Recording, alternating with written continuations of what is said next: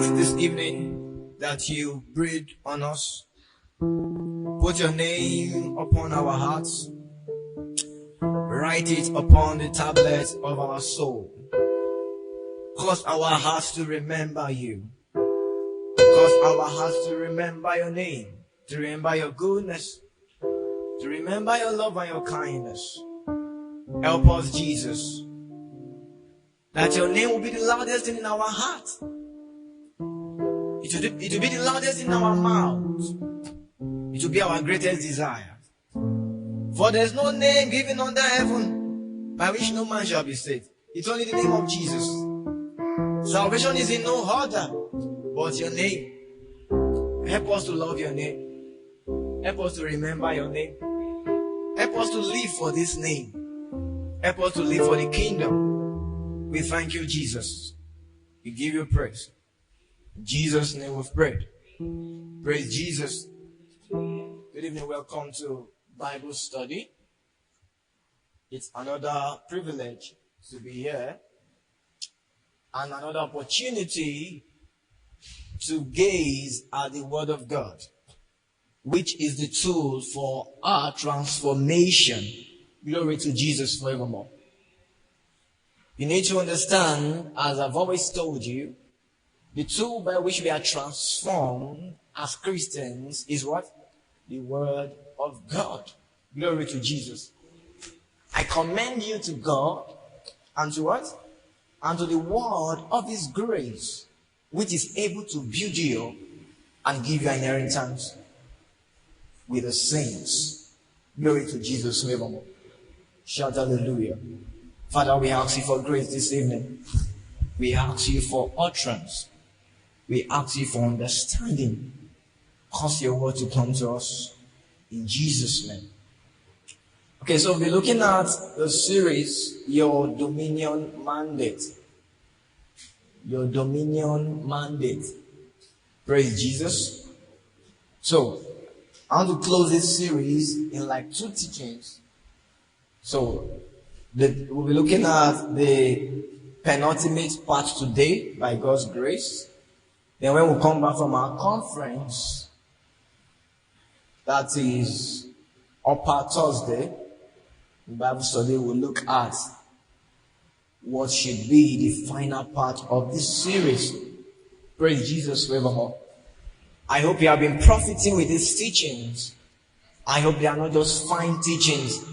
They are things you have vowed to practice and put into use. Because it is only by use that you can profit with God's word. Praise Jesus forevermore. Shout hallelujah. Amen.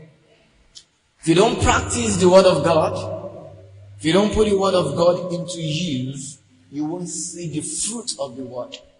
Amen. Come and sit at the front.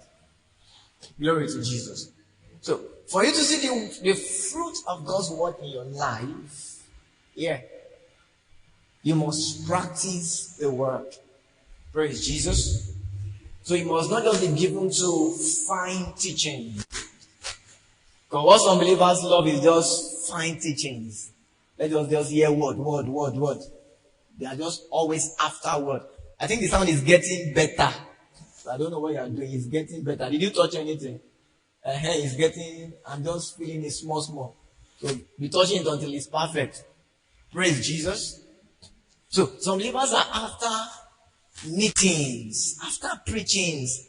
Let me just go and hear word. There's a rep somewhere. You can't grow that way. They're just after hearing the word, but they have no plans to practice it. They have no plans to do the word. They are just excited. They are like that seed that Jesus was speaking about. That the seed fell among thorns. Praise Jesus. So they get excited for a while. But afterwards, what happened? The situations of life come to prove them. And because of the word, they are offended. Why are they offended? Because they have no roots in themselves. Praise Jesus. Shout hallelujah. So you can keep listening to the word and not be cultivating roots. Praise Jesus. And nothing is going on in the inside. Because you are not a practitioner of the word. Praise Jesus forevermore. So you must vow to practice the word of God. You must vow to live by God's word. God's word must be the principle by which you do life. Are you following, my friends? Shout hallelujah. God's word is what? Must be the principle by which you do life. So be looking at your dominion mandate and the spirit of control. We'll be trying to see how that it is important for the Christian man to overcome the spirit of control. Praise Jesus forevermore. Shout hallelujah. Amen.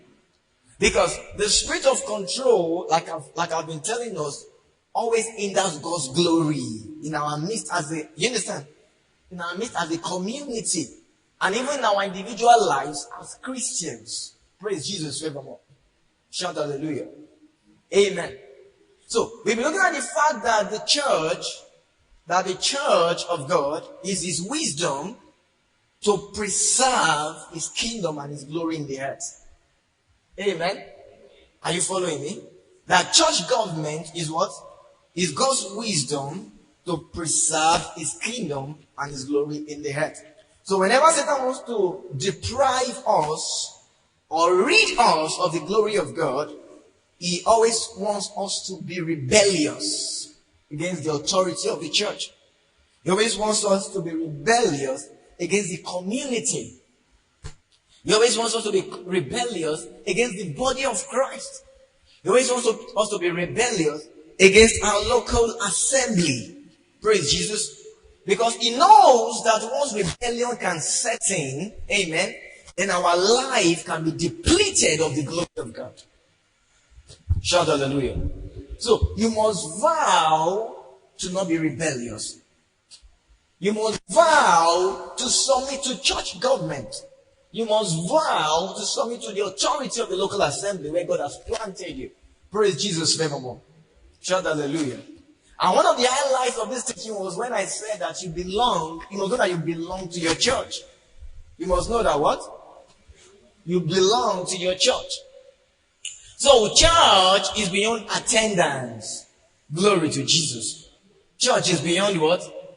What some people only know about church is that what? I attend church. That is the church I'm attending. If you are just attending church, you can't grow. And your life cannot have a meaning. Praise Jesus. Church is not meant for attendance. You are meant to belong. Do you attend your family? That this is my family that I'm attending. So, if you don't attend your biological family, then why are you attending a spiritual family? So, in your biological family, what are you? You belong. Are you following me? So, it's the same principle. In fact, the church is more family than your biological family. Do you understand? Do you get that? The church is what? Is more family than your biological family.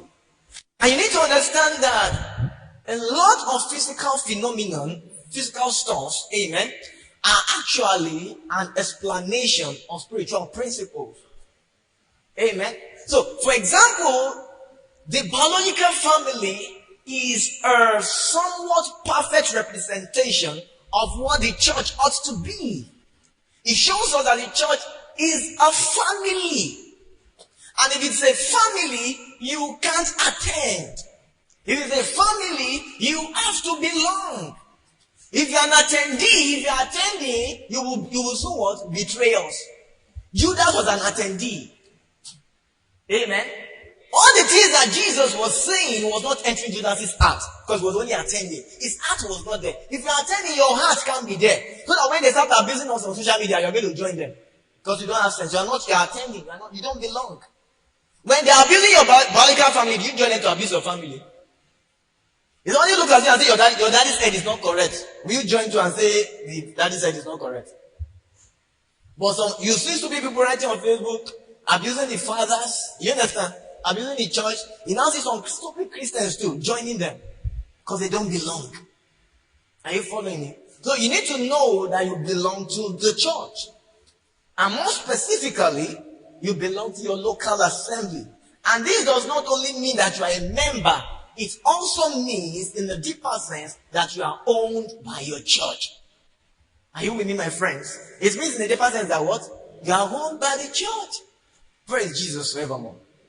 Shout hallelujah. Glory to Jesus. Glory days are here, my friends.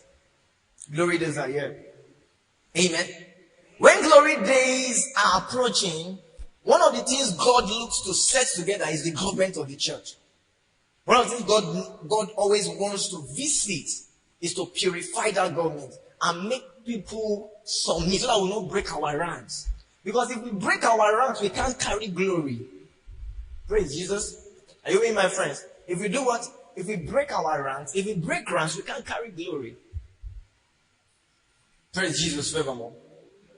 Shout hallelujah. Amen. Glory to Jesus. So, I want to look at something today which is very, very important. Now, many believers, all of us actually, we are crying out for revival, right? Lord, revive your church, revive your church, revive your church, right? In fact, this supposed cry for revival is the reason why many people rebel against the church. Because they think they want a particular revival that they're not seeing in the church. Amen. So they feel they should start a movement, start something in rebellion against the authority, the government of the church, of their local assemblies. Amen. Because what? They want revival. Are you following me? See, you must understand the spirit of rebellion, the spirit of control. It can hide behind anything. You understand?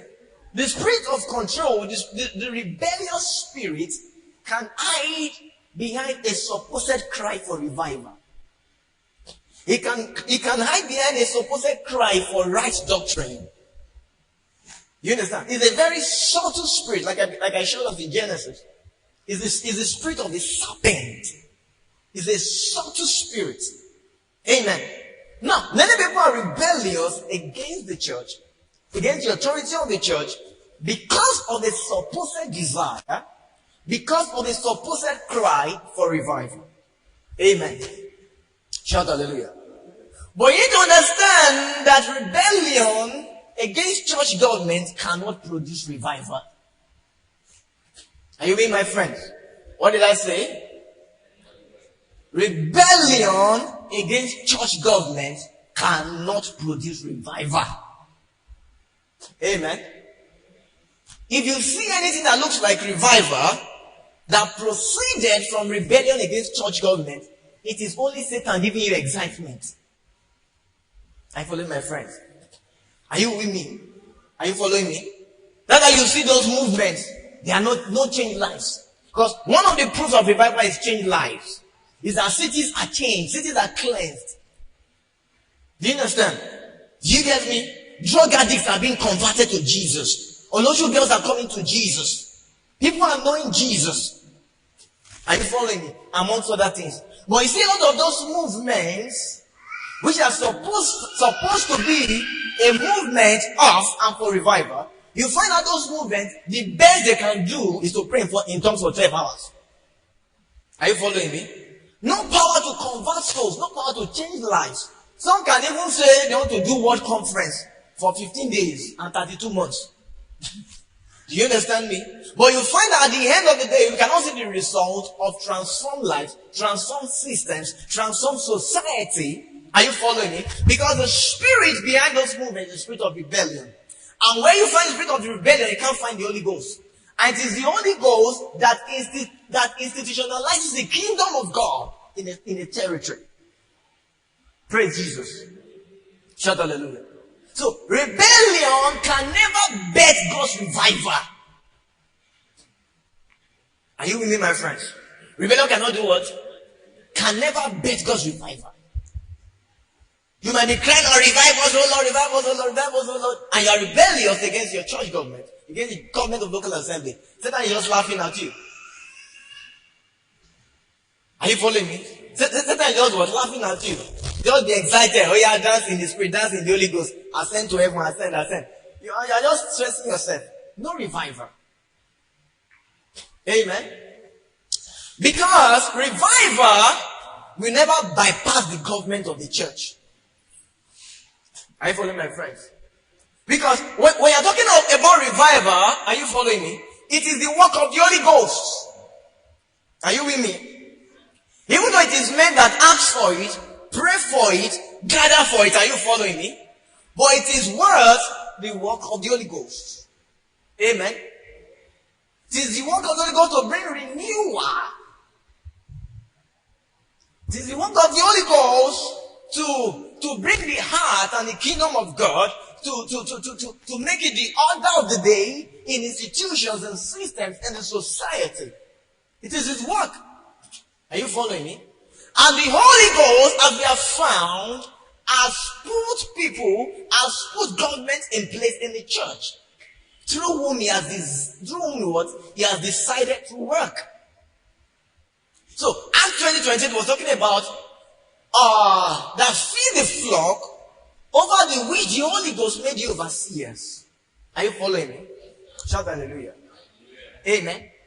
So the Holy Ghost will not bypass church government and bring revival to a rebellious people. Are you following my friends? Did you hear what I said? The Holy Ghost will not what? Bypass church government and bring revival to a rebellious people. That is not the revival of the Lord. It's a strange movement. It's a strange movement. Are you following me? The revival which is orchestrated by the Holy Ghost, amen, must rest upon the foundation of church government. It must rest upon the hands, upon the shoulder of the government of the church. Because we find Paul in Ephesians speaking, he said you are built upon what? The foundation of the apostles and the prophets, with Christ being the cornerstone. So, whatever God is going to build must be built on the government of the church. Are you following me? Are you following me?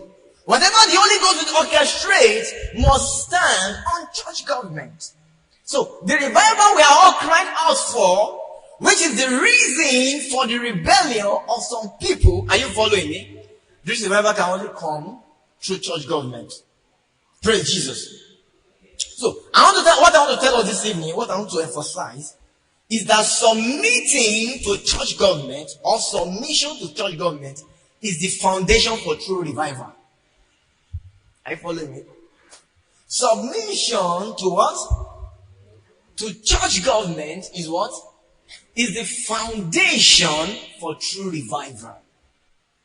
Praise Jesus forevermore. Submission to church government is what?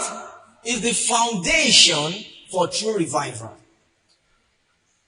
Without submission to church government, we can't find true revival. If you trace every true revival that has ever occurred in church history, you will see behind it, you see at the foundation, submission to church government. Praise Jesus forevermore. I will try to go very far, very fast this evening to just hit on this point. Praise Jesus. But guys, you need to settle these things in your heart. God will bring revival through you because you are rebellious and you are, what's that word?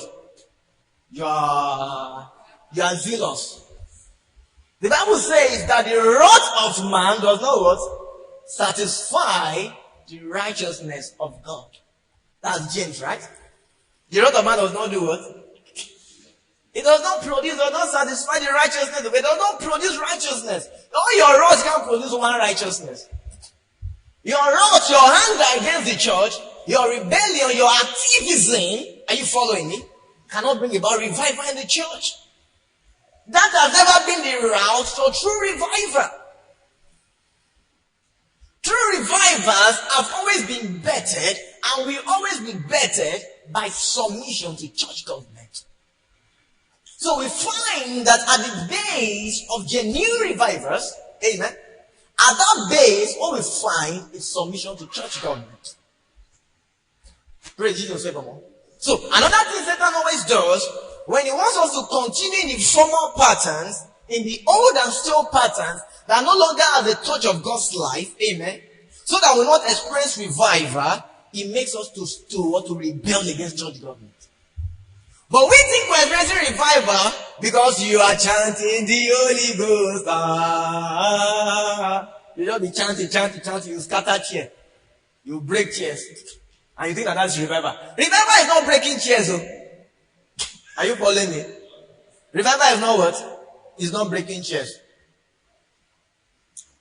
Revival is not ascending to heaven. Revival is not going to the third heaven. That's not revival. Are you following me? Revival is not seeing vision. Revival is not prophesying. Are you with me, my friends? Balaam saw visions. He prophesied. He was a strong prophet. You understand? Yet he stood against the move of God. Yet he was against the will and the kingdom of God. And he perished in his way. In fact, it was also that he produced the way. But the Bible speaks of the way of Balaam. Are you following me? So those things are not the ingredients to measure true revival. Things we run after that we think we have achieved. Things we gather together out of rebellion to do, to produce, and we think it's revival. It's not revival. Amen. And when you find true revival, some of the ingredients you find conversion to salvation, genuine salvation. You find consecration. You find holiness. Are you following me? You will find wealth, real kingdom wealth. Are you following me? You see people being sold out to God. Those are some of the signs of revival. Amen. And the only thing that can produce such revival is submission to church government. Now look at Acts chapter 2. Acts chapter 2 from verse 41. Acts chapter 2 from verse 41. Amen. You guys have put mic in my hand. Now to be stressful for me to hold my Bible. You need to buy me. What do you know? All those mic?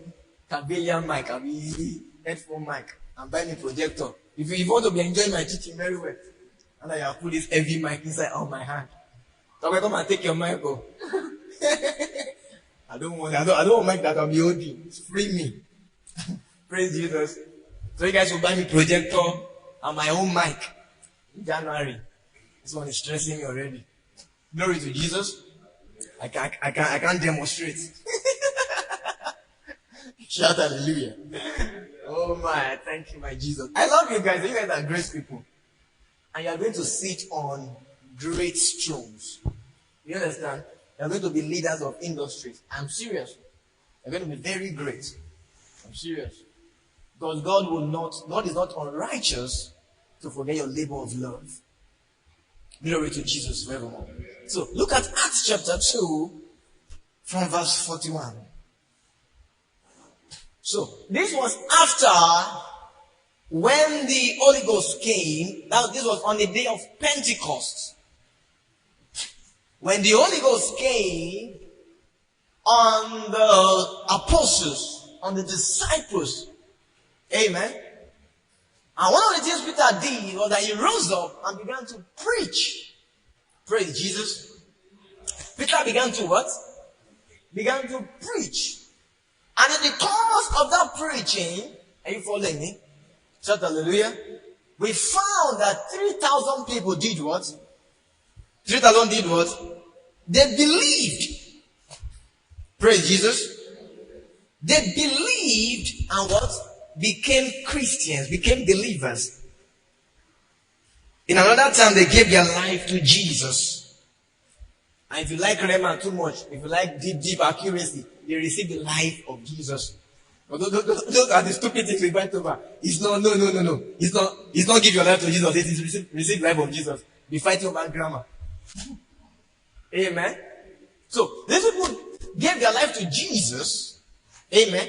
3,000 people. At the preaching of Peter. Oh, I now find here one principle. I found that a revival, are you following my friends, broke out among these people. And I found one of the reasons why this revival broke out. Praise Jesus evermore. Now look at verse 41. Then they that gladly received this word were baptized. That is Peter's word, Peter's preaching. And the same day they were added unto them about 3,000 souls. Now, can you see that verse 42 right now? And they continued steadfastly in the apostles' doctrine and fellowship, and in breaking of bread and in prayers. Are you ready, my friends? And they continued steadfastly. Can you say, and they continued? Can you say, and they continued? So, the whole body of believers, the whole community of believers, the Bible says they continued. And not only did they continue, they continued out. There was a manner to their continuing. Amen. There was an adjective that described their continuing. How they followed. He said they continued steadfastly. Praise Jesus. Oh, may we find believers that will continue steadfastly. Are you following me? And they continue steadfastly. Some believers don't know how to continue. Some know how to continue, but they don't know how to continue steadfastly. Some continue, and to continue steadfastly is to continue with all your heart. To continue steadfastly is to continue with all your heart, all your strength. To continue steadfastly is that you have no other opinion apart from what you are continuing in. Oh, friends, are you with me? You are not continuing steadfastly if you have another opinion, another option, another plan apart from what you are continuing in. Are you with me? So you need to begin to look at the ingredients of this revival that we saw in Acts of Apostles. Praise Jesus. And they continued steadfastly with all their heart. Are you following me? And they continued how? So you must vow to continue, and not only so, but to continue steadfastly. And you are going to be shocked at what they continue steadfastly in. Praise Jesus. Shout hallelujah. Praise Jesus. Glory to God forevermore. Amen. Praise Jesus. Shout hallelujah. Praise Jesus forevermore.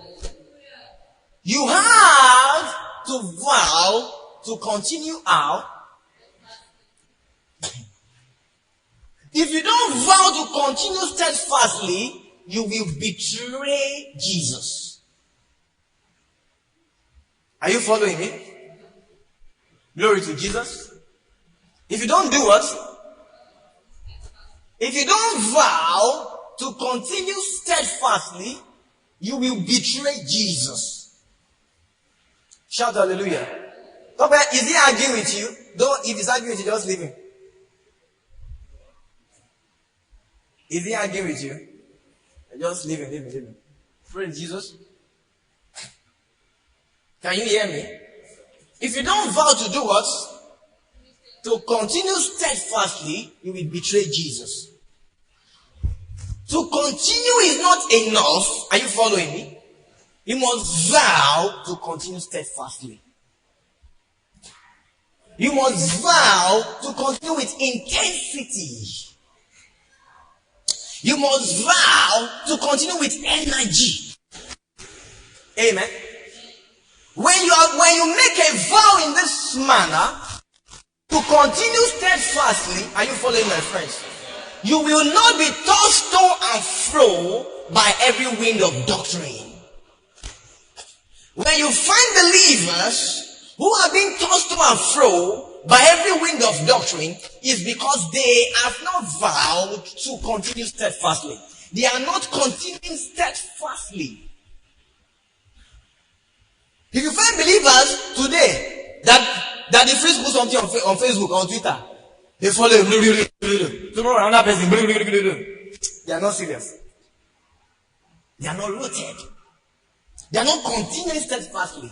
They are betrayers of the church. Are you following me? People who don't continue steadfastly, will betray the church. They will betray us. They are betrayers. They are like Judas. Amen. Guys, you must continue steadfastly. What was my emphasis for tonight? Submission to church government is the foundation for what? For true revival. Amen. They continue steadfastly in what? Look at it. They continue steadfastly in the apostles' doctrine and fellowship. You see that now? Why they continue steadfastly in? The apostles' doctrine. There was nothing else they were continuing in apart from the doctrine of the apostles. They did not have their own idea. Are you following me? What the government of the church taught them as genuine from Jesus. Are you following me? Because we find another place in chapter 11 where we had the Berea Christians. They searched that the words were true. Do you understand? So, having seen, are you following my friends? Don't let me even go that route. Don't let me help your carnality. Don't let me go there. Let me just continue in the path I'm going. Praise Jesus forevermore. Amen. They continued what? Steadfastly in the apostles' doctrine. Praise Jesus. So, if the Bible says that they continued steadfastly in the apostles' doctrine, that means they were other people's doctrines. Amen. They were what? Other people's doctrine. Are you following me? And don't forget what the apostles represent in this manner. They represent what? The government of the church. The governing authority. Praise Jesus. So, there were doctrines, other sects, other sectors, other people, other leaders. But the believers, the Bible says that they continue steadfastly in the apostles' doctrine. Amen. So in the midst of all the doctrines around them, they vowed that the government, the doctrine, the constitution of the government under which we have found ourselves, we are going to continue steadfast. You understand? Amen. So that when the government now talks about karma law, where they can decide to remove the trustees of a church, of a ministry, and put people they like them, people who are not born again. Are you following me? They bring up such doctrines. I see believers who say it's even good, it's even good. What those men that are chopping money, it's good. They should remove them. See that those ones are not continuing. What does government know about the church? What does government know about ministry? Was the government there when they called the man of God? Does the government know what it means to be called by God? Do they know what church is? Do they know what ministry is? Do they know what calling is? Do they know what the anointing and the oil is?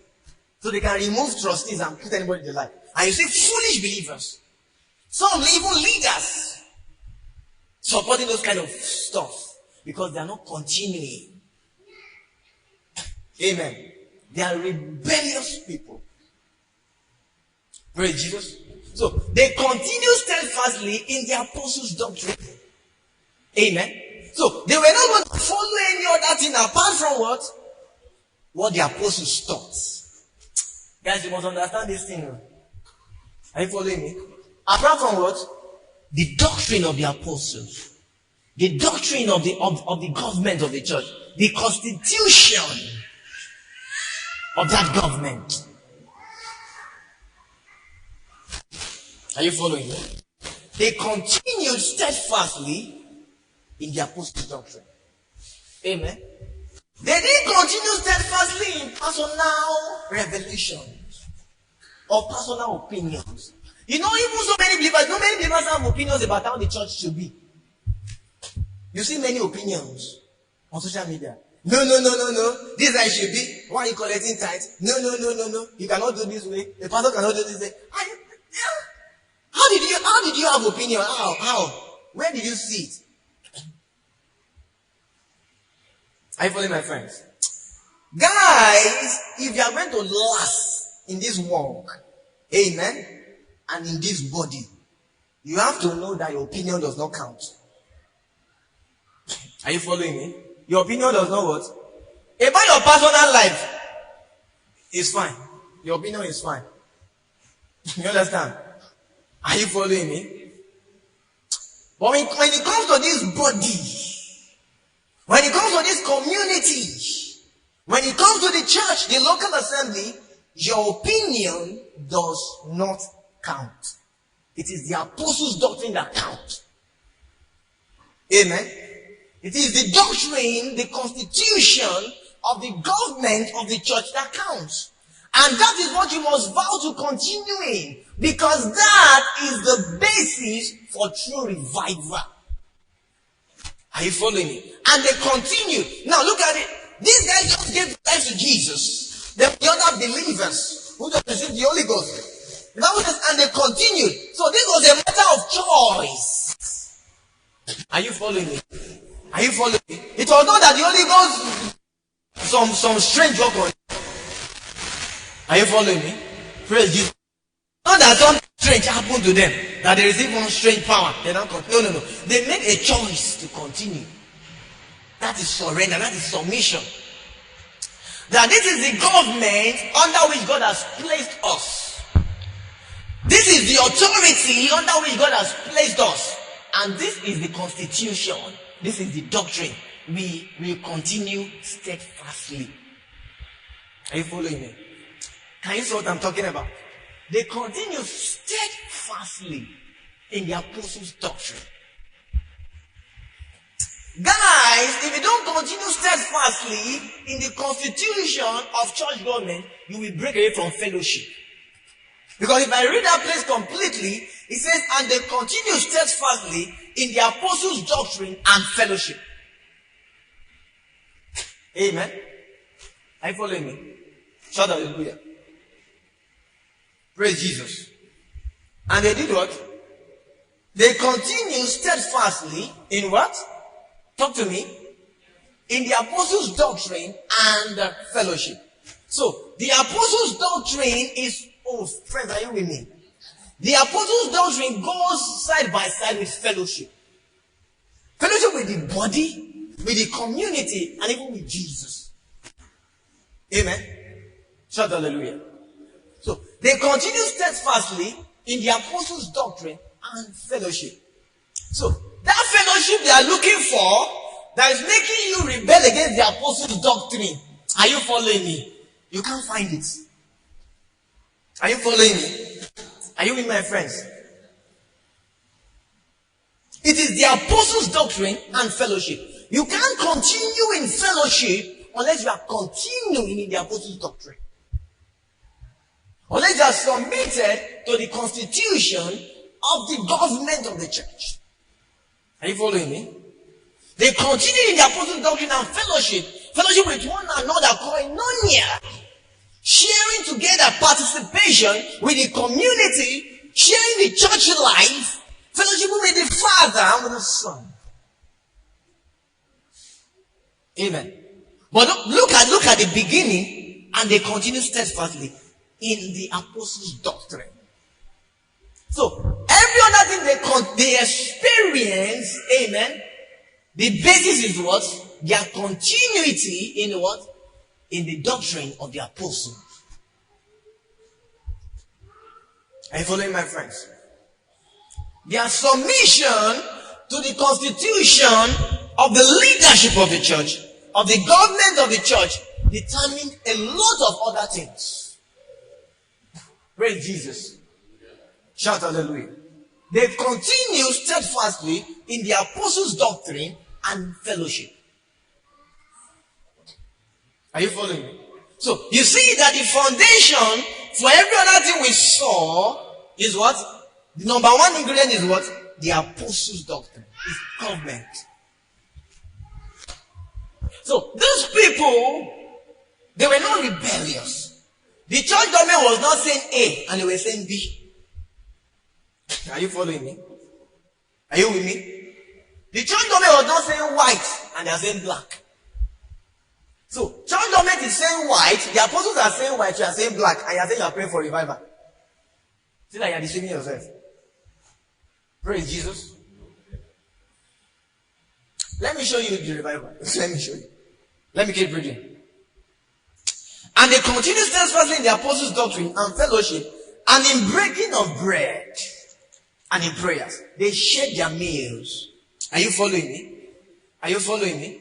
So, they continued the apostles' doctrine and fellowship, they continued in breaking of bread, they continued in prayers. Are you with me? So, there are three things that they continued in: the apostles' doctrine and fellowship, interaction, participation, koinonia. Amen. Breaking of bread. Amen. Oh, this is not my emphasis. What I want to bring out here is that apostles' doctrine. Do you understand? If the apostles' doctrine is in place, every other thing will fall in order. Amen. If you continue steadfast in the apostles' doctrine, amen, you will continue in fellowship. You will continue in breaking of bread. Because the apostles will teach you that you have to share your food. It's part of the apostles' doctrine. Amen. The apostles' doctrine will tell you that you have to live a selfless life. The apostles' doctrine will tell you that your goods are not your own. They are for the church, they are for your brothers. Are you following me? Are you following me? Are you with me? Are you with me? So, we find believers living selfish life, self-centered life, because they have departed from the apostles' doctrine. Guys, do you understand? Do you understand now? So, I may not really emphasize the breaking of bread and all, and you understand what I'm saying? But the apostles' doctrine is the basis for everything. Are you following me? Praise Jesus. So, when you begin to see selfishness, self-centeredness amongst a people, amongst the community of believers, you have to know that they are not continuing in the apostles' doctrine, and there's no fellowship. Are you following me? Because one of the things the apostles' doctrine will do to you is to break away selfishness. Is to destroy selfishness, is to destroy selfless living. Are you following me? Are you with me? One of the things was the apostles' doctrine will do to you to what? To destroy selfishness, selfish living. And one thing of the apostles' doctrine, church government, the constitution of the church. So one of the things church government will do to you is to what? It will destroy your selfishness. Amen. Because the church will tell you that there's a brother that needs a house. Can he stay with you? In the church, you find people that can't pay their school fees. Are you following me? And would ask you to pay. Are you following my friends? It will reduce, see. The church community, the church government, if you are rightly connected, it will rid you of the life of self. The church government, the apostles' doctrine. Are you following my friend? Praise Jesus very well. So, selfish believer, are you following me? Actually have no communal life. They have no communal life. Are you following me? They are not in the community. They are not part. They are not submitted to the apostles' doctrine. Amen. Because we find that you cannot be breaking bread if you are not submitted to the apostles' doctrine. Amen. You see a lot of selfish believers because they are not under government. Praise Jesus. And they continue steadfastly in the apostles' doctrine and fellowship and in breaking of bread. And what? Talk to me. And in prayers. Oh. But what do we see in our generation? We see people leave apostles' doctrine. Amen. And pick up prayer. That the whole revival. You see revival in this chapter. You see people leave what? Apostles' doctrine. They now pick up prayers. Now that they are gathering to pray for revival. They have left the apostles' doctrine. They have left the authority of the church. They are rebellious against the government of the church. And they now say they are praying. Is that one prayer? Amen. Shout hallelujah. Is it they are praying for revival? Revival can't happen. You will have excitement. You will roll on the floor. You will scatter tear. But you can't have revival. Because we found that even true prayer is better because a man is submitted to the apostles' doctrine. Are you with me? Are you following me? True prayer is better. Why? Because a man is submitted to the what? To the apostles' doctrine. True prayer, true praying, a true prayer life, are you following me? True prayer and true praying are better because a man is submitted to what? To the government of the church. You can't be submitted to church government and not have a prayer life. Are you following me? Because it is part of the constitution of that community. Are you with my friends? Prayer is one of the anchor of the Christian church, of the Christian community. So you can't be rightly connected and not ask prayers. Amen. So some people want to pick up prayers and leave apostles' doctrine. Leave government. You want to pray for revival. But you are wasting your time. You are wasting your time. If you are going to continue accurately in prayer, you must continue what? In the apostles' doctrine and fellowship. And in breaking of bread. Let me leave breaking of bread and all those. Let me just focus on the apostles' doctrine. Because it's the best every other time. Are you with me, my friends? So, my friends, in the quest for revival, is it prayer first? Talk to me. Is it prayer? What comes first? Is it prayer first? What comes first? Submission to church government. I'll show you revival in the scripture. Very simple.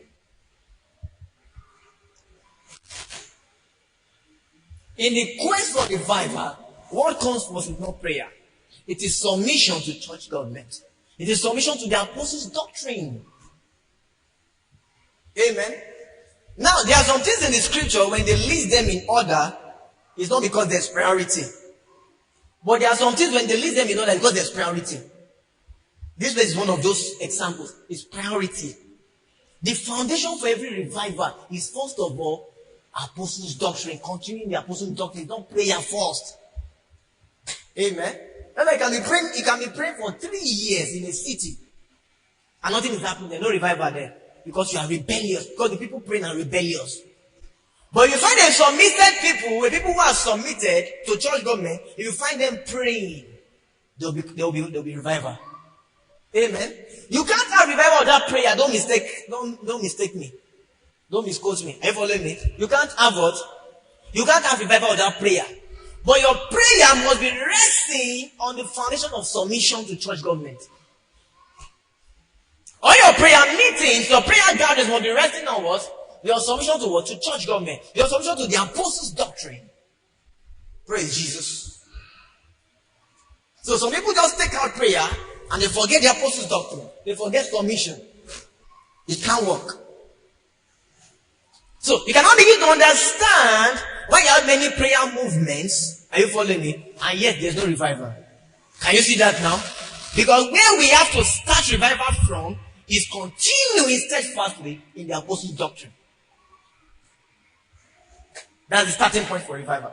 Prayer is not the starting point for revival. Are you with me? Prayer is what? It's not the starting point for revival. The starting point for revival is submission to church government. It's from there that true praying can flow. Are you following me? It's from there that true praying can do what? Can flow. It is from there that the prayer that can bring revival can proceed. You see set of rebellious young people who are rebellious against the church, rebellious against local assembly, rebellious against spiritual fathers. They say they are gathering to pray. Gathering to pray for what? What are you praying about? They are praying for revival. Which revival? Are you following me? Rebellious people everywhere. And they say they are gathering. You've met some of them. They say they are gathering. And actually, what's the basis for what they are gathering? They say they want revival. Is that not true? They want revival.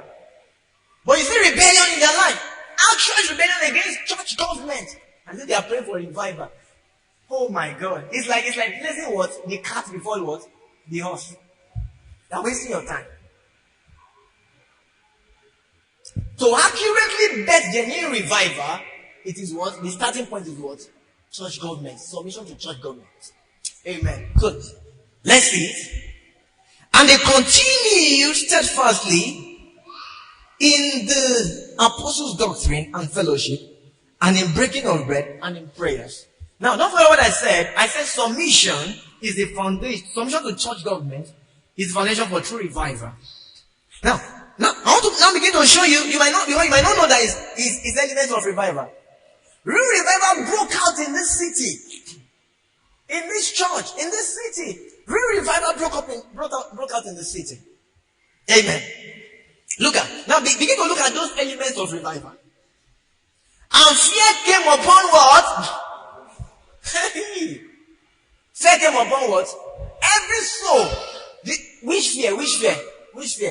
The fear of God. Are you following me? The fear of God. This is the sign of revival. The fear of God came upon the city, came upon men. Armed robbers stopped stealing, they came to Jesus instead. Are you following me? But those young girls, they stopped doing wrongs, they came to Jesus instead. Yahoo boys stopped doing fraud, they came to Jesus. Because fear came upon every man. You see that now? Fear came upon everyone, the fear of God. This is a sign of revival. There was real revival in that city through those people. But don't forget the starting point. There are actually three ingredients for true revival. Submission to church government, a communal life, you understand? And what? And prayers. That submitting to the let me say the exact way they said it. They continue to what? The apostles' doctrine and fellowship. One, in breaking of bread, sharing your goods, sharing together, communal life. Are you following me? And in prayers. Those are the three basic, you understand, elements for revival. Are you following me? But it starts with apostles' doctrine and what? And fellowship. Amen. And when we see true revival, we will know it. Are you following my friends? Till tomorrow, you keep hearing SU. How do you think SU came about? It was a revival. Are you following me? You hear SU, scripture, SU. Those guys brought revival to the city, to the system, to the society. Amen. People in the way, separate people. People were going to follow Jesus. Are you following me? Revival. Fear came upon every soul. The fear of God. People began to fear God. When revival break out in this city, wrongs will reduce. Are you following me? Fraud will reduce. Are you following me? Drug addiction will reduce. Are you following me? If not totally eradicated. But there will be a significant reduction in the works of darkness. Are you following me? When revival breaks out in the city, one obvious thing you see is that the works of darkness, there's a massive reduction. Because for this reason, the Son of Man is come and do what? Destroy the works of Satan, of the devil. So, when Jesus truly comes, because, you know the meaning of revival? Jesus coming to take his place. So, when Jesus truly comes to take his place in our city, what will happen? The works of Satan will be destroyed. Amen. Are you with me, my friends? Remember, the true meaning of revival is that when Jesus comes to take his rightful place. Amen. And when he comes, what we see is the destruction of the works of Satan. Drug addiction is a work of Satan. Olosho, you understand? Wrongs is the work of Satan. Yahoo is the work of Satan. Are you following my friends? All those things are the works of Satan. So, when Jesus appears in our city, when true revival breaks out in our city, we see a massive destruction to the work of Satan. The works of Satan suffers massive destruction when revival happens. Because the fear of God will eat the city. The fear of God will eat you understand? The fear of God will eat souls. It will eat the souls of men. People will surrender to Jesus. Oh, this time is running already. Are you following my friends? People will do what? Surrender to Jesus. Revival. Are you following me? Glory to Jesus forevermore. Shout hallelujah. And the fear of God, and fear, if you check on that translation, you find that it's the fear of God. It's not fear that, hey, don't let me die, don't let me die. No. It's the fear of God. Amen. And the fear of God is what? Beginning of what? Wisdom. So, when the fear of God comes, people start becoming wise. Yeah. Do you understand? Do you understand? They start choosing the path of righteousness, the right path for their soul. So the fear of God brings about an impartation of wisdom. Because the fear of God is the beginning of wisdom. So that's the fear of God here. It came upon every soul. Every soul started becoming wise. They started becoming free from the works of Satan. They started choosing the path of the Lord. They started choosing the way of God. Because the fear of God came upon the city. Why? And don't forget, see, don't be excited. Don't just go and read from verse 43 and read down. Don't forget the origin of this revival. What's the origin?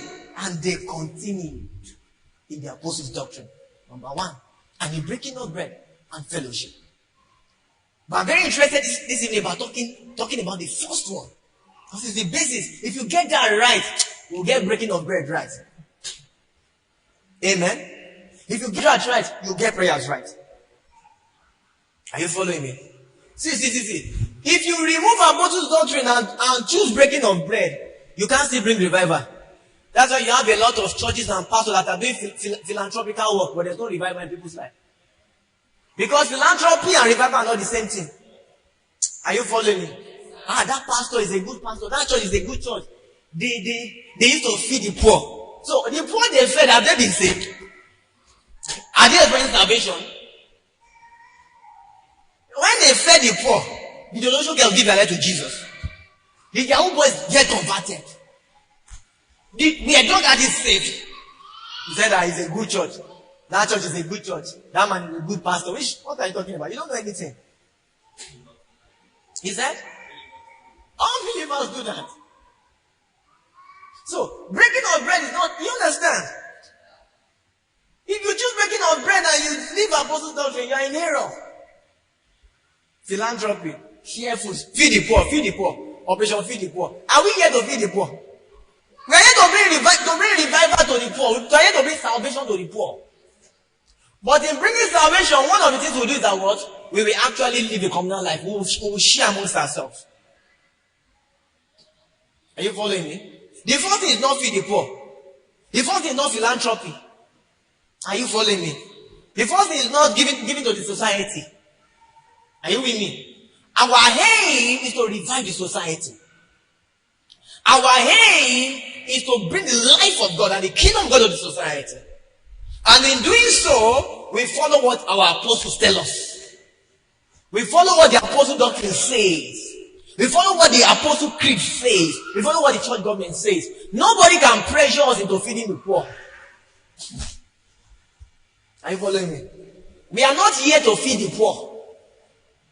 Because you can feed the poor and the poor will still go to hell. We are here to deliver the poor from hell. Our mandate to the poor is good news to the poor. Are you following me? He preached the good news to the poor. Because the poor cannot afford the good news. Are you following me? Praise Jesus. So, friends, you must understand, as a Christian and as a church, don't be under pressure to feed the poor. That's not your work in the city. If I say that's not your first work in the city, you think it's part of your work at all. Don't let me whine you. That is not what? Your work in the city. Are you following me? Your work in the city is not to what? It's not to feed the poor. Your work in the city is not to repair roads. Your work as a church in the city is not to give them water. It's not to give them light. Are you following me? It's to give them life. It's to give them Jesus. It's to give them salvation. But in the course of doing all those things, you will give them road. Bishop was somebody at Yanopada. That's right. Are you following me? Winners. They said he did all those roads. But that was not his mandate there. But in carrying out his mandate, he also reached out physically to the society. So don't put us under pressure. Our work is to what? Is to bring life to the society. But in doing so, we will send the poor, we'll send them to school. Are you following me? When we are doing our real assignment, those will be byproducts. Are you following me? We will repair the road because we'll be so blessed. Because part of the fruit of this is that we'll see a lot of wealth. Part of the fruit of revival is what? Is a lot of wealth. Are you following me? So we'll have wealth, we'll repair the roads. We'll give them lights. But that's not our work. Don't pursue a wrong assignment. Man of God, don't pursue a wrong assignment. Child of God, don't pursue a wrong assignment. Your work to the poor, your work in the city is to give them Jesus. Your work in the earth is to give them Jesus. Are you following me? So some people are even carnal. They don't even plan to give people Jesus. They are just planning to increase church, increase ministry. So they follow that method. Are you following me, my friends? So fear came upon what? Every man. And many wonders and signs were done by the apostles. So another ingredient of revival is what? Miracles, signs and wonders will be cheap. They'll be everywhere. That's another ingredient of revival. You see it when revival happens. Are you following me? Miracles, signs and wonders will be what? Will be cheap. So you cannot talk down miracles.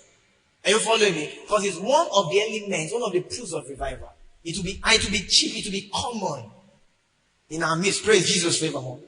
Shout hallelujah. And all that believe were together and had all things in common. Another proof of revival is what? Is unity, togetherness. Amen. Togetherness and what? And selflessness. Are you following me? I'm showing you these are ingredients of revival. Are you following me? Togetherness and what? Selflessness. My plan is not to analyze ingredients for revival. Another believer together and had all things in common, and so their possessions and goods, and parted them to all men, as every man had it. Can you see this now? Selfless living. Amen. So one of the fruits of revival is what? Selfless living. Praise Jesus. And they continuing daily with one accord in the temple, and breaking bread from house to house, did eat their meat with gladness and singleness of heart. Praise Jesus. Shout hallelujah. Amen. Glory to Jesus. Praising God and having favor with what? With all the people. Another proof of revival is what? We have favor with people. The city will favor you.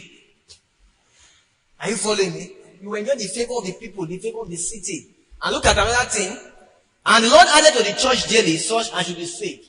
What's another proof of revival? Growth. Growth. Amen. So those are some proofs of revival. Are you following me? But don't forget what are the elements that cause the revival? That's my own point. Because my point is that what? Submission to church government is the foundation for true revival. So we see true revival here as we can see through the elements that we saw. Amen. But we find that what caused revival to break out was that what? The people continued. The believers continued in the apostles' doctrine and fellowship. They submitted to church government. Amen. So when there's you want to go and pray for revival, ask yourself, am I submitted to church government? Am I submitted to the apostles' doctrine? Because if you're not submitting to church government and you're praying for revival, your prayer is in vain. You are wasting your time. Let me run. Look at chapter of this same Acts. Look at Acts chapter 4. Or let me see. Should I look at Acts? Glory to Jesus forevermore. Just hold on. Praise Jesus. Okay, don't look at Acts again. Amen. Shout hallelujah. So they continue what? In the apostles' doctrine and fellowship. I want us to go early. So I'll skip that particular scripture. So we see revival breaking out, but we saw the cause of the revival. And what's the number one element of the cause? Submission to church government. Now look at Acts chapter 6 instead of chapter 4. Look at chapter 6. Look at it from verse 1. We saw another revival here.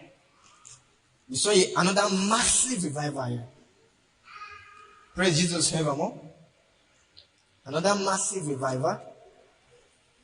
And it still was submission to what? To the government of the church. To the apostles. So look at chapter 6 from verse 1. Praise Jesus. Acts chapter 6 from verse 1. And in those days, when the number of the disciples was multiplied, there arose a murmuring of the Grecians against the Hebrews, because their widows were neglected in the daily ministration. Amen. Are we together? And in those days, when the number of the disciples was multiplied, there arose a murmuring of the Grecians against the Hebrews, because what? Talk to me. Because their widows were what? Neglected in the daily what? So we see, so let me first mention, to look for a church, amen, that does not have problems,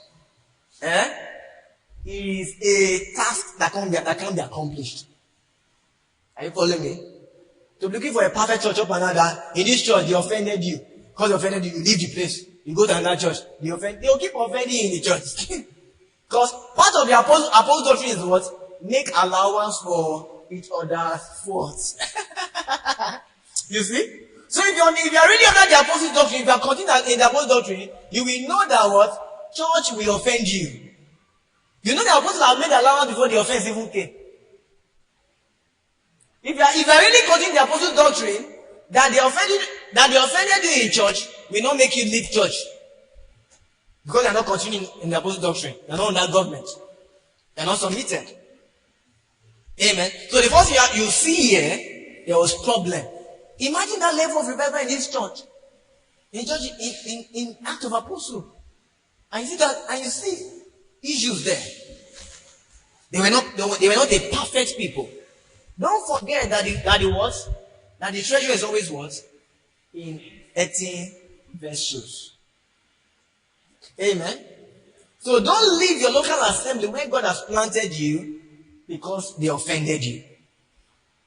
Are you following me? Are you following me? The apostles' doctrine, church government already told us to do what? The constitution already told us to what? To make allowance for each other's fault. Forgive each other, even as what?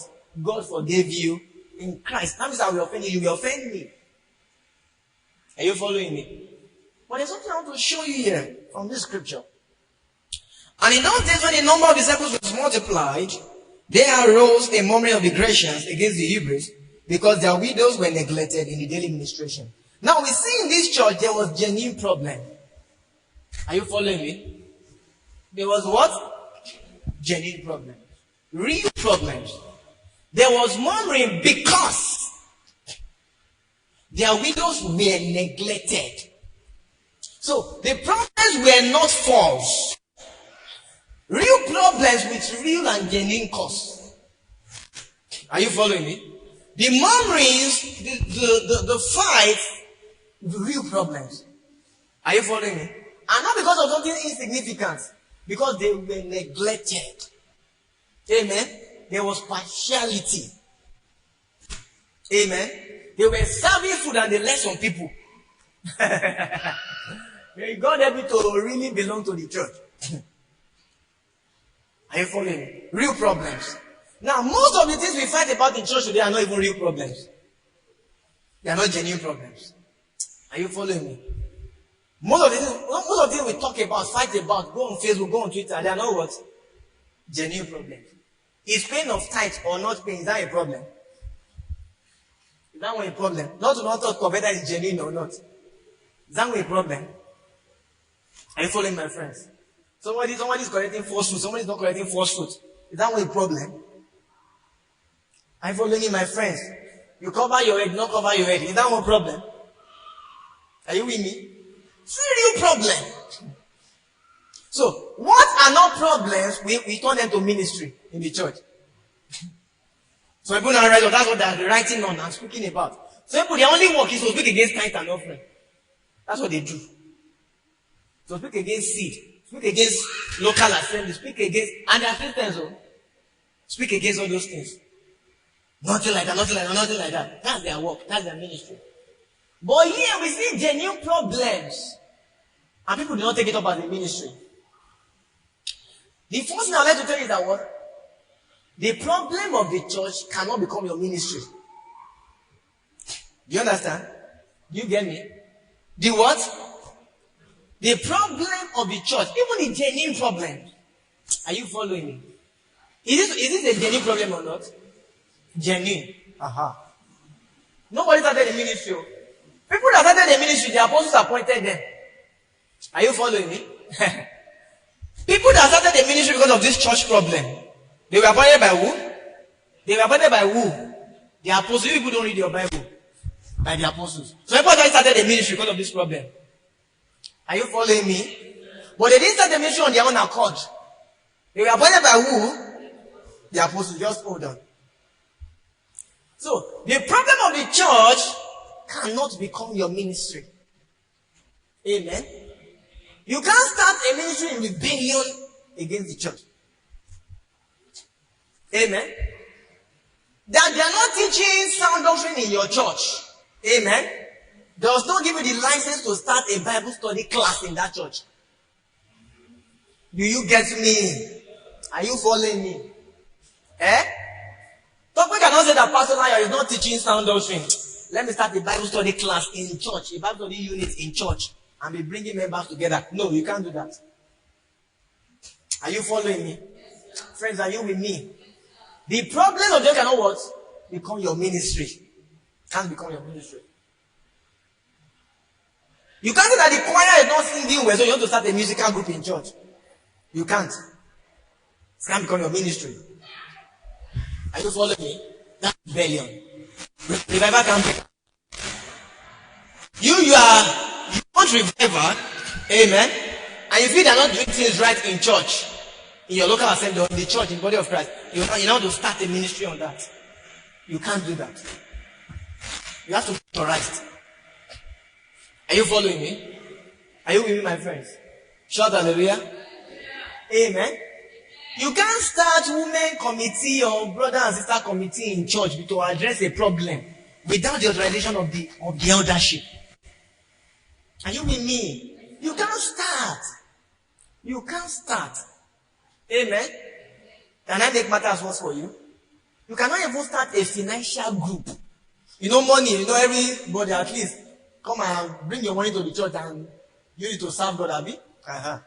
You can't start a financial group where you are saving money, big money, to solve the problems of the church genuinely. Because you see problem, you can't start it without the apostles' consent. If you sell your lands, you must bring the money to the apostles' feet. Are you following me? You can't go and do the distribution by yourself. Are you with me? What am I saying? You can't start a ministry. Are you following me? Because you see a problem in the church. You can't do it.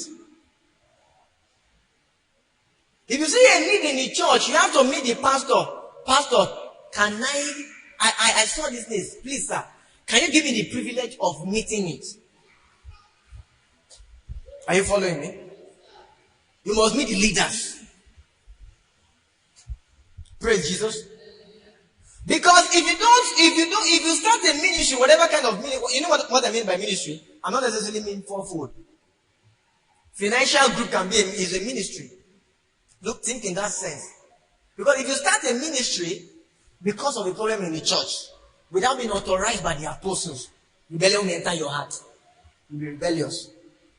You will put your stamp on that thing. But when you come to the apostles and we permit you, we have removed your stamp from it. You no longer have the right to put your stamp on it. Because it's now a privilege for you to serve, to do it. Are you following me? Amen. Shout hallelujah. So, the problem of you can't build a ministry, start a ministry because the church has problem. You can't say let's be praying you can't start a prayer group, for example, and then you want to pray for Pastor Lion. You say, Pastor Lion, he's becoming, he doesn't need to answer people when they greet him very well again. Hope he's not becoming proud. Let's start a prayer group in church and we pray for him. You can't pray, you can't. Because number one, your perception might not even be true. And I'm not even talking about whether it's true or not. Even if it's true, if there's a genuine problem, you can't start a ministry. Do you know that many ministries or many young people are better because of problems of the church? No authorization. Are you following me? It's problems. They feel they want to solve a problem. It's not everybody that can solve the problem of the church. Amen. Let's keep reading. Look at verse 2. Then the 12, can you say the 12? The 12. The problems of the church, amen. Are you following me? The solution, are you following me? Must be orchestrated by the 12. How do I want to put it to you? You can have the wisdom for it. Amen. But you will not present the wisdom to the church. You will present the wisdom to the elders. Because if you are waiting for me, for example, to have the solution to all the problems of this church, you are wasting your time. Are you following me? And the church will not grow. Are you with me? Some solutions, in fact, majority of the solutions to this church is with you. Amen. But you can't stand up with that solution, with that wisdom, and start implementing it. Amen. You have to bring that solution, bring those wisdom, bring it to the apostle. Are you following me? Bring to the eldership, who now look at it and now say, okay, you can do it. Or do it this way. Do it that way, or don't do it. Praise Jesus. Because the pastor, we notice that members are not really studying their Bible. They are not really. Can we start a Bible study group? You understand? Can we start you understand that kind of thing? You will come and tell me, you cannot start house fellowship. You understand? With church members. No, you can't start. You can go start house fellowship and gather members from outside though. But with church members, you can't start house fellowship. Because you feel that the members need more of the word. Guys, can you hear what I'm saying? Is it good for members to hear more of God's word? It's good. Good, Abby. So you see, you are in a church where the word is not being taught. I mean, God has given you grace to teach the word. You can't solve that problem by gathering the members of that church and starting house fellowship. You can't do it. You can't be the mission on the umbrella of the church.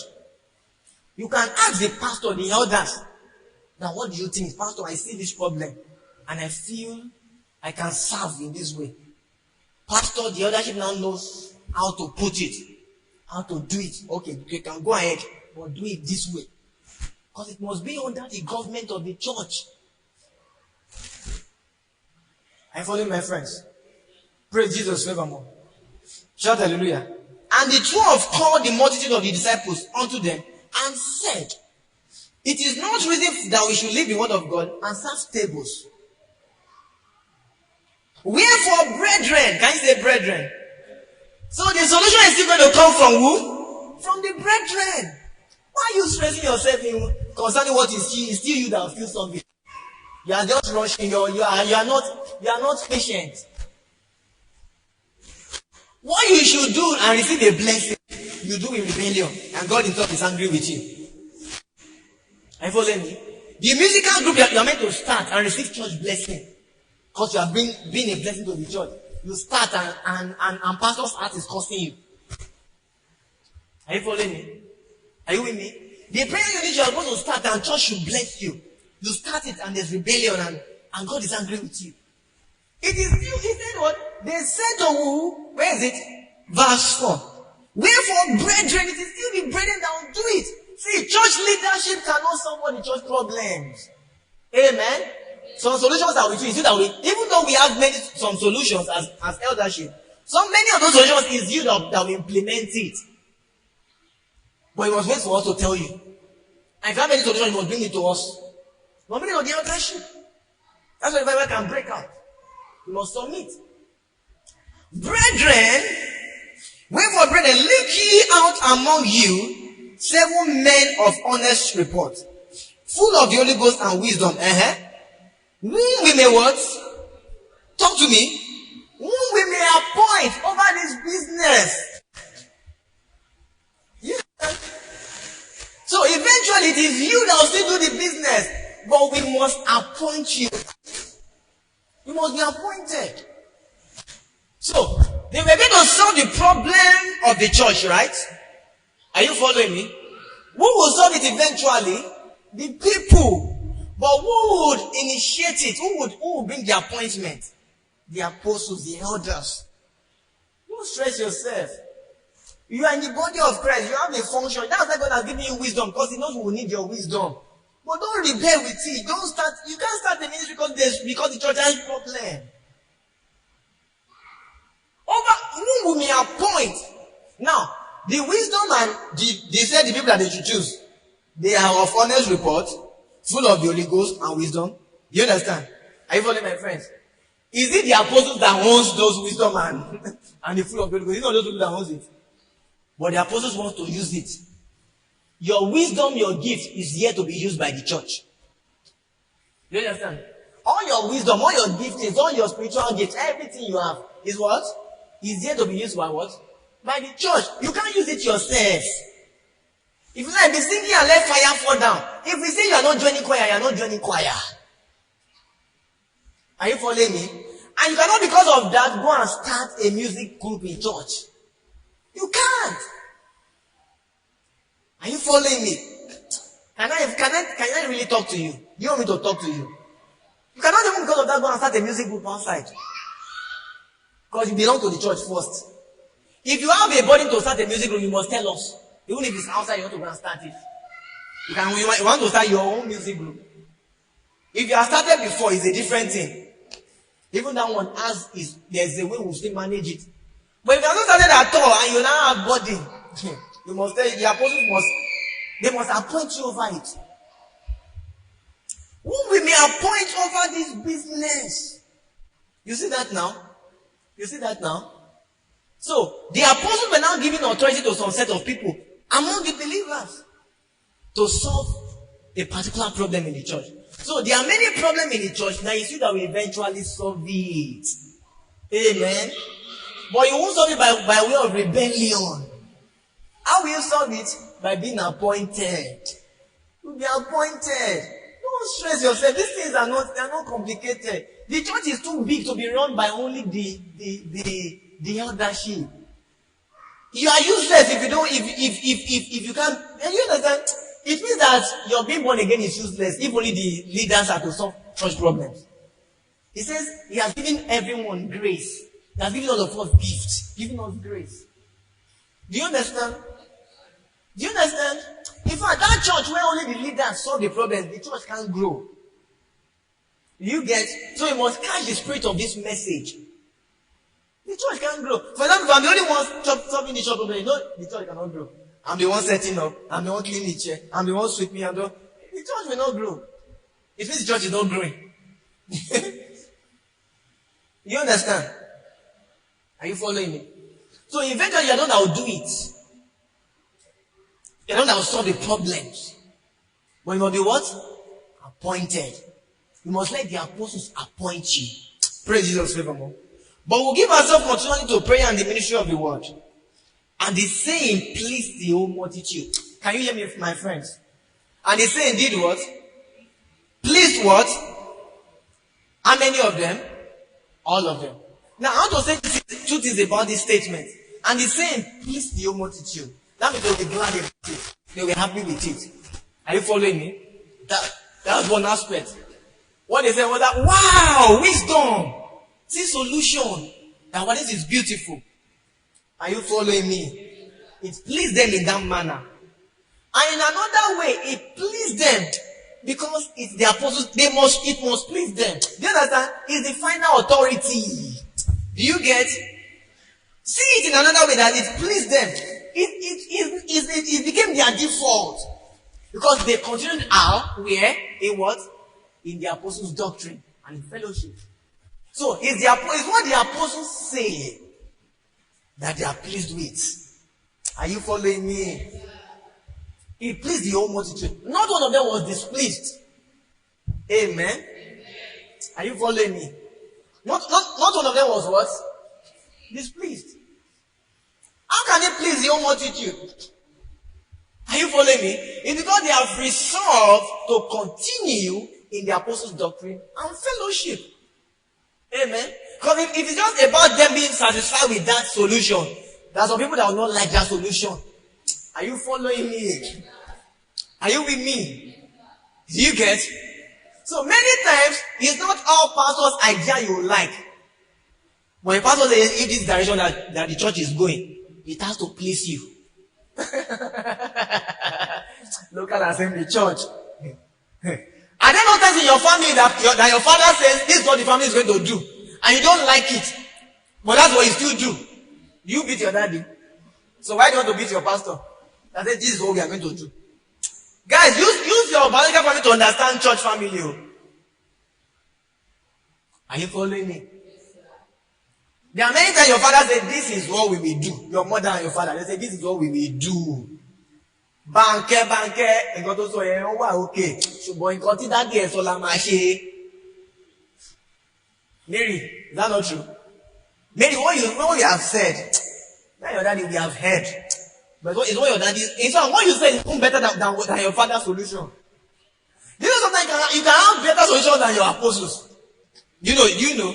Are there no times that you actually, if you analyze and let everybody analyze it, are there no times that the solution you are preferring, are there no times that's actually better than your parents' solution? Are there no times? But they will say, this is what your daddy said we will do. Ronke, nǹkan tó sọ yẹn in class, ó wà pa. Especially those women, those mothers. They will say, me, yeah, go, nǹkan tó sọ yìí, ó mi tó ẹ pé òun la máa ṣe. Ṣùgbọ́n daddy ẹ sọ pé nǹkan tá máa ṣe lélẹ̀. Nǹkan tí bàbá ìbálẹ̀ ti sọ la máa ṣe kí ni o? Òun la máa ṣe. So, if you cannot reject the authority of your biological father, even though you have a better solution, how dare you think you can tell your pastor what to do? How dare you?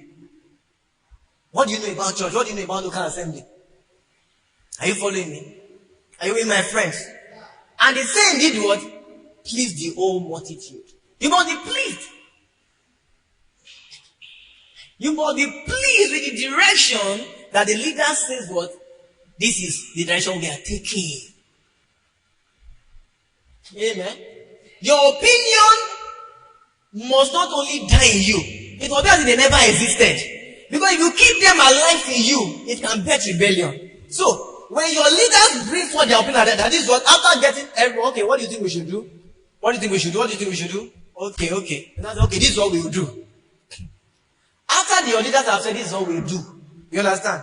Drop your opinions as if they never existed. Guys, I'm telling you, can you hear me? Do what? Drop your opinions as if what? They never existed. If you keep your opinion in your mind, to start betting rebellion in your heart. Amen. You must accept the opinion of the eldership, of the leadership as the best. It must please you. That's another meaning. Because, see, let's be logical enough. What the apostles said, if it's in terms of all of them agreeing with it, that they are pleased, you know that sense of please, it can't be true that they are all pleased. It can't be in that sense. It can't be in that sense. There are people that will have another idea. That let's do it like this. Okay, why 7 people? Okay, if it's 7 people, why 7 men? The problem is women and women that are fighting. Why is it say why men? Why don't you put women? Do you understand? There are people that will be thinking like that.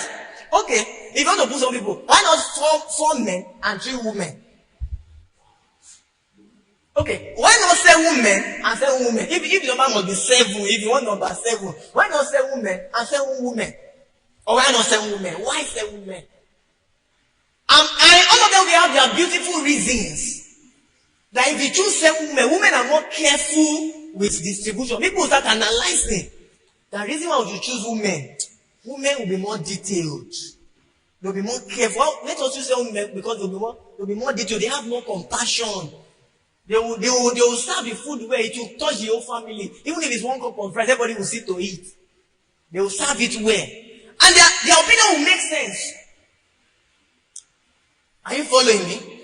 So people say, no, let's make it 4 men and 3 women. Women are too emotional. They won't be firm with the decision. So let us put men. And we cannot just put men alone. Because men are too strict. We need a mix of firmness and emotion. Oh God. Praise Jesus forevermore. So you see many analysis. And if you analyze them, they are wise. Are you following me? So it can't be that they love the apostle's opinion. You are not called to love the apostle's opinion. You are called to follow it. Do you get me? You are not called to like it. You are called to do what? To follow. You are called to be pleased with it. That's the meaning of that.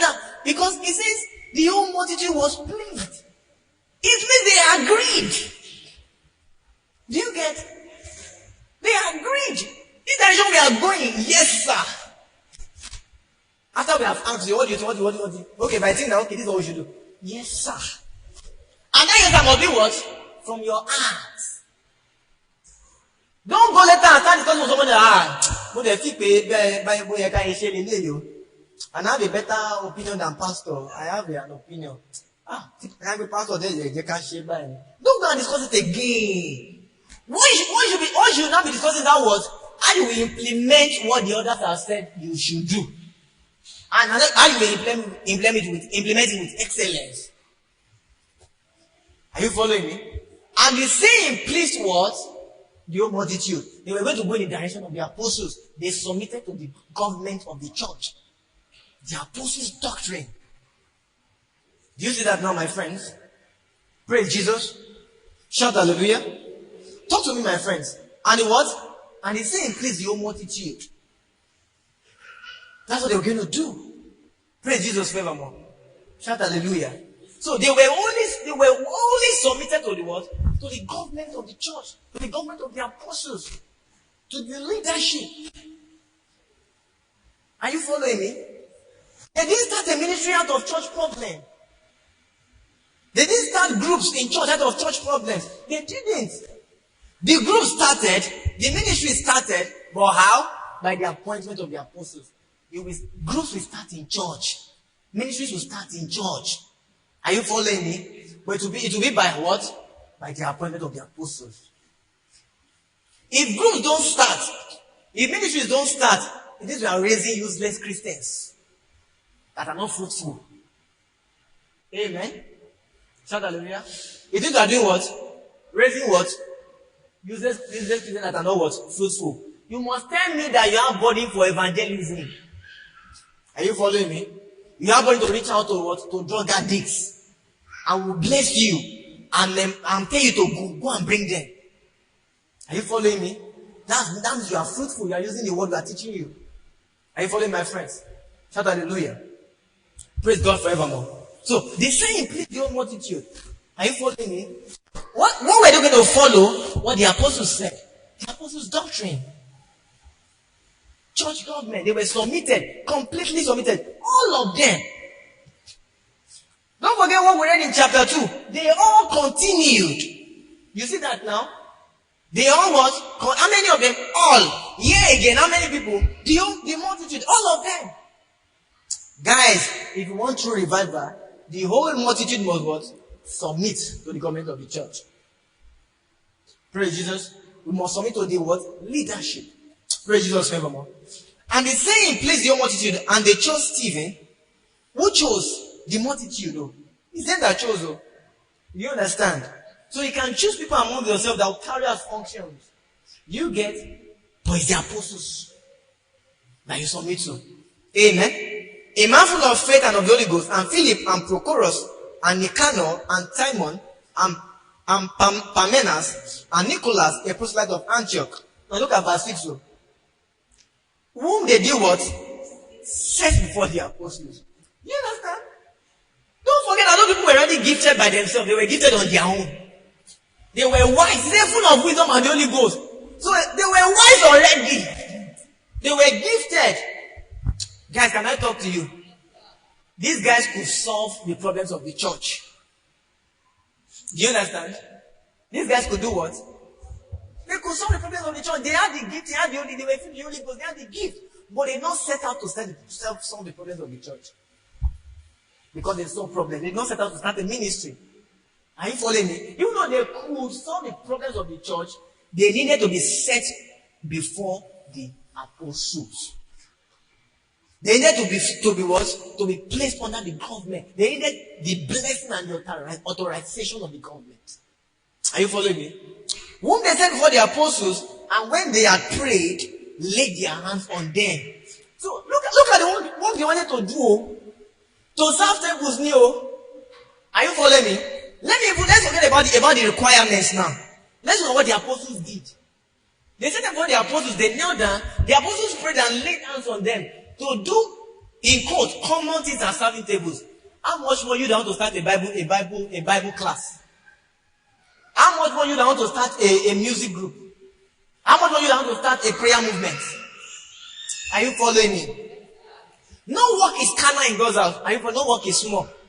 No work is, you understand? It's just for explanation's sake. Everything you do in God's house is spiritual. You are cleaning the church, it is spiritual. That's why our people want to be broken. It is spiritual. Are you following me? But you also understand what I'm saying. They want us to serve food. Serve food. But they needed what? An impartation. Are you following me? They needed what? An impartation. Guys, you need an impartation. You can't start a ministry because of church problems. You need an authorization, you need an impartation. If you see a problem in the church, and if you're going to give you the wisdom to solve it, you feel you have the skills and whatever to solve it, come and make the leadership. Let us look at it together. And we will now what? Authorize you and what? Give you an impartation that you need to start. It's not just about doing a work. It's about being empowered for it. If you do a work without being empowered for it, Satan will hijack it. You need strength for spiritual work. Do you understand? You need what? You need strength for spiritual work. You need strength for church work. These guys were going to serve tables. They're going to serve food in church. But because what? It is church work, it is what? Spiritual work. Are you following me? Any work you do in church is what? Is spiritual work. It's spiritual work. Serving tables, to you it is normal, ordinary. Are you following me? Why can't it just get waiters from Mr. Biggs to serve their tables? Why can't they just get waiters from KFC? But we are not just talking about skills here. Did these guys have skills? Yes. But beyond skills, there's need for authorization and impartation. Because what you want to do is a spiritual work. Are you following me? What you want to do is what? Spiritual work. I need spiritual strength. I said that we are trying to corrupt it. So the apostles laid hands on them. So whenever you say, don't be too zealous for the church. Do you know what I'm talking about? Yeah, you are too zealous. You are hungry. So you want to go and start something. Who authorized it? Who gave impartation? You think we are talking of church work. Who told you? Is that to do it? We are talking of ministry work. Is that to do it? Are you following me? So you must be submitted. Now look at one revival that broke out. Look at verse 7. Because of these things. Are you following me? See, guys, when you study revivals in the Bible, look at the bedrock. Look at the reason for the revival. Don't just look at revival. Most Christians just look at revival in the Bible and they don't look at what caused the revival. Now look, if you begin to read from verse 7 and read down, you see revival. But let me just pick verse 7. And the word of God did what? Talk to me. And the word of God what? Increases his revival. And the word of God increases his revival. And the number of the disciples multiplied in Jerusalem. Praise Jesus. And the word of God increased. This is another fruit of revival. And the numbers of the disciples multiplied in Jerusalem. What's the meaning of this? New people give their life to Jesus. Are you following me? Guys, because of what? Are you following me? The Bible didn't say they were preaching, no. The Bible showed what the cause of the revival. Submission to church government. Submission to authority, to church leadership. Guys, you must understand these things, though. Oh, you pray, Lord. It's more than 7 hours of prayer.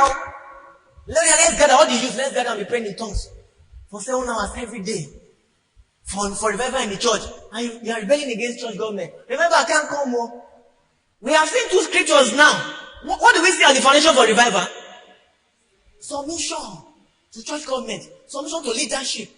After those things happened, I say, and the word of God increased in Jerusalem. And the number of disciples and the word of God increased. And number of disciples multiplied in Jerusalem. Look at in Jerusalem greatly. I didn't see that word. Can you say greatly? The number didn't just multiply. It multiplied greatly. Praise Jesus forevermore. To multiply, is that not enough? He said it multiplied greatly. That means the multiplication was too much. That's revival. That's the fruit of revival. Are you with me, my friends? That's what? A fruit of revival. You see that now? But what's the foundation of this revival? Submission to what? Church government. Submission to leadership. It was not prayer first. It was what? And they continued in the apostles' doctrine. That's the first. And this saying pleased the whole multitude. And whom they are chosen, they set before the apostles. And the apostles what? He prayed and laid hands on them. You see that now? And the what? And the word of God increased. And the number of disciples multiplied in Jerusalem greatly. And the great company of the priests. Can you see that? They are obedient to the faith. What other revival do you want apart from this? Do you know the meaning of the priests? Religious leaders, and all of them. They became what? Obedient to the faith. You see that? What other fruit of revival do you need? This is massive revival. The word of God increased. The disciples multiplied greatly. That means Olosho girls were being saved consistently every day. Yahoo boys were being saved. Young ladies were being saved. The church was now increasing. Is that not revival? And the priests. Are you following me? A great company of the priests were obedient to the faith. A great company of the priests, religious leaders, and the far priests, Shango priests, Ogun priests. Do you understand? They were what? Obedient to the faith. Guys, what is that? Revival. Massive revival. But what's the foundation? Submission to church leadership. Submission to church government. Submission to church authority. You see that now? Hence that we are wasting our time in many things that we are doing. Our so-called youth, Christian youth, youth are on fire, youth are on fire. They're not on fire anything. They're not on fire anything. You are rebellious to your local assembly. You are rebellious to the body of Christ. You are rebellious to spiritual authority. You are rebellious to church government. You are rebellious to spiritual fathers. And you say you are gathering to pray for revival. Which revival? I said, this is very simple. You know, I said one time that what? That great things are hidden in simple things. Praise Jesus forevermore. Are you following my friends? Glory to God. They are hidden in what? In simple things. What will it take you to submit? Do you know it's more difficult to pray than to submit? It's more stressful. Do you understand? You get submit. Obedience is what? Better than sacrifice. The way God has arranged the Christian life is so easy. The way God has arranged our fruitfulness, our increase and multiplication, the way God has arranged revival is so easy. We can't keep praying and be rebellious. We can't keep praying and not submit to authority. Revival can't come that way. Are you following my friends? Glory to Jesus forevermore. So submitting to church government is the foundation for true revival. Guys, do you understand? If you want revival, you have to submit. Are you following my friends? You have to what? You have to submit. That's how you can experience revival. Are you following me? And the great revival is breaking out in the church again. Why? Because God is training men to be submissive. God is training men to be obedient. God is training men to not break ranks. God is training men to accept the authority of the elders. And we are going to see a revival break out by the power of God. In the body of Christ, in the church, in our local assembly, in our communities, in the name of Jesus. Can we begin to pray? For the next 5 minutes, begin to pray. The next 5 minutes, let's pray that God will help us. Let's pray. Radha Bobo Shakata Laba. Mary, come and pray. Radha, God, let's pray for the next 5 minutes. Pray. Redosso pregene shalamanamande. Irregedosso fehina sofelada shananesa. Irregedosso ferhendi bashanamanamanamanamaha. Eperako shalabante. Can we pray that the Lord will help our heart, who will be submissive? The Lord will help our heart. The Lord will help our hearts. Our hearts will not be haughty. Our hearts will not be haughty. Our hearts will not be haughty. We will not be proud. We will be submissive. Ebashalate katonemosi. Ebrendo sheleberekete kete kete kete kete kete Emando pregedo sofenaya. Elle shopate tetetetetetetetelegedosha. Erando sofregedosha namante. We receive the help. We receive the training of our Father. God will train us. We accept training. We keep our hearts to be trained of the Lord. We keep our hearts to be trained of the Lord.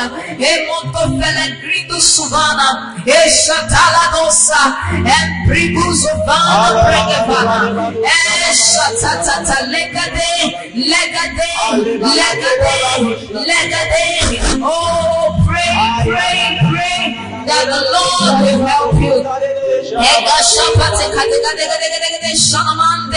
That you will submit. The Lord will help you to submit.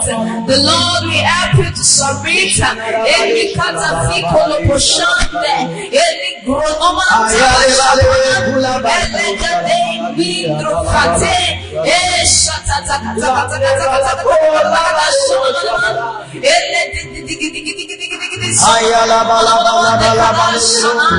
The Lord will help you to come under submission.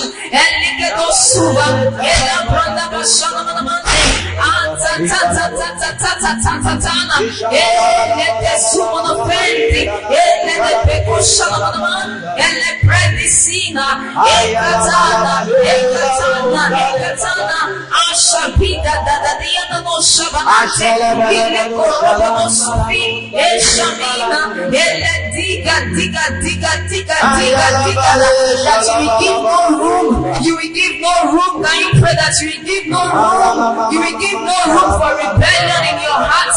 You will give no room. You will give no room. You will give no room. There is no opening. There is no opening for rebellion in your heart.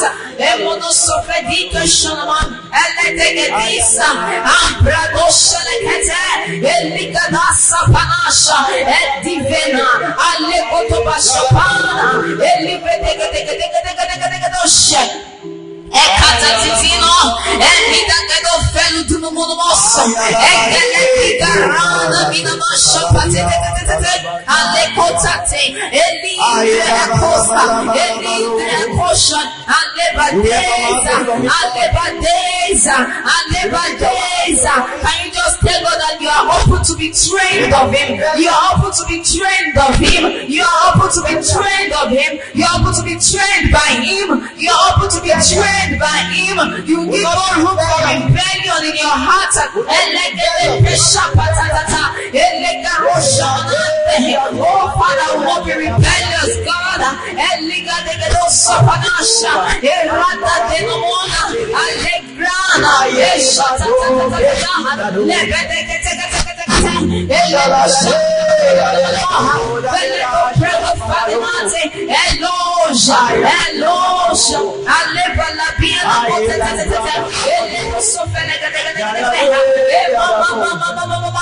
In Jesus' name we've prayed. Amen.